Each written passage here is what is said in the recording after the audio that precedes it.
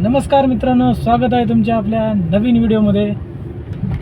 आणि आज आपण सुरुवात केलेली आहे आत्ता संध्याकाळी.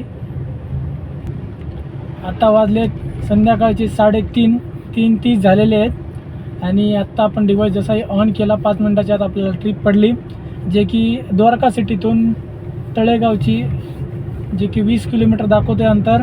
आणि आपल्याला फेअर दिला आहे ओलानी 254 रुपये. आणि आपल्याला 40 किंवा 50 तास असे अंदाजा लागतील आपल्याला तिथं पोहोचण्यासाठी. चला तर मग भेटूयात आपण आता तळेगावमध्ये. कस्टमरला आपण तळेगाव स्टेशनला ड्रॉप केलं आहे. त्यांची ट्रेन मिस होता राहिली, कारण ती लेट झाली म्हणून मिस होता राहिली. 4:30ची ट्रेन 4:40 झाली त्यांना सोडायला येते. ते सर घाई करत होते, आपण त्यांना सोडलेले. आणि आपल्याला परत इथूनच ट्रिप पडलेली आहे म्हाळुंग्याची. म्हाळुंगे इंगळे, जे की आपण तिकडेच राहतो. काय करावं काही कळलं झालं आता. ट्रिप घेऊन जावावं का तसंच जावावं का दुसरी ट्रिप घ्यावावी. पहिले आधी कस्टमरला पिकअप करू आणि नंतर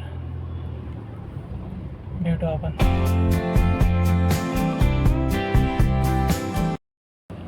तर मित्रांनो, आपण पोहोचलो आहोत म्हाळुंग्यामध्ये, जे की आपल्या घराच्या जवळ आहे. तर असं झालं आहे, एकदम घराच्या जवळ आलो आहे आणि निघालो आहे 3ला. आपण फक्त गेलो आहे तळेगावला आणि तळेगावहून घेऊन आलो आहे म्हाळुंग्याला. आणि इथून परत आता ट्रिप तर पडते तिथून भरपूर आता या टाईमला, जर संध्याकाळच्या, कारण ऑफिस टाईम आहे आणि संध्याकाळच्या ट्रिप भरपूर इकडनं तिकडे पडतात, पण तिकडनं इकडे संध्याकाळी पडणार नाहीत. आणि आत्ता जर आपण गेलो कुठं तर तळवड्यामध्ये खूप ट्रॉफिक असतं. म्हाळुंगे पोलीस चौकीपाशी ट्रॉफिक सध्या तर नाही आहे.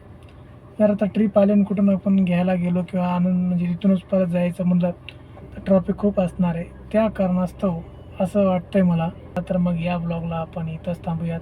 भेटूयात पुढच्या ब्लॉगमध्ये. तोपर्यंत नमस्कार.